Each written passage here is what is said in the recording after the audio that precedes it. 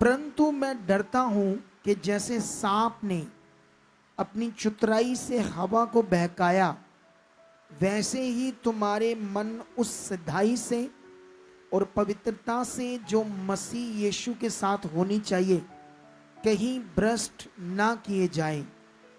यदि कोई तुम्हारे पास आकर किसी दूसरे यीशु का प्रचार करे जिसका प्रचार हमने नहीं किया, या कोई और आत्मा तुम्हें मिले जो पहले ना मिला था, या कोई और सुसमाचार सुनाए जिसे तुमने पहले ना माना था, तो तुम उसे सह लेते हो। हालेलुया।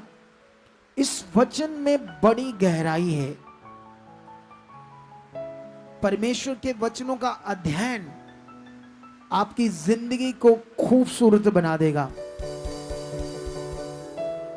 अगर आप वचनों पर चलोगे, वचनों की अखंडता को समझोगे, तो तुम्हारी जिंदगी में किसी भी प्रकार का धोखा नहीं होगा। तुम्हारे विश्वास के साथ, तुम्हारे पवित्र जीवन के साथ ना शैतान ना कोई मनुष्य तुम्हारे साथ कोई भी धोखा नहीं कर सकता है। अगर तुम्हें वचनों का अध्ययन समझकर चलो तो तुम्हें वचनों का अध्ययन समझना होगा, वचनों का अध्ययन, क्योंकि ये तुम्हारे लिए बहुत जरूरी है। हालेलुया। अब यहां पर प्रेरित पौल क्या बात कर रहे हैं? वो टीचिंग को लेकर बात कर रहे हैं, टीचिंग को, शिक्षा को लेकर।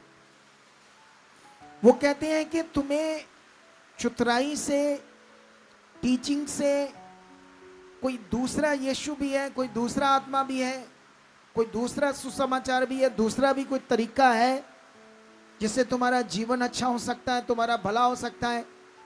जैसे वो पास्टर जी ने कहा, जब तुम घर से आना तो यहां अपने बाल की गांठ बांध कर आना।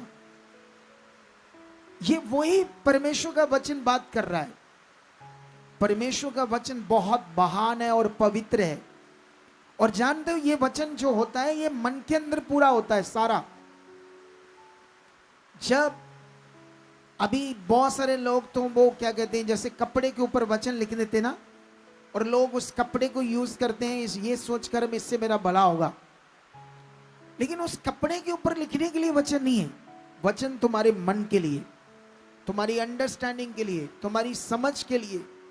जब वचन तुम्हारे अंदर होगा तो तुम परमेश्वर के कामों को देखोगे। हालेलुया।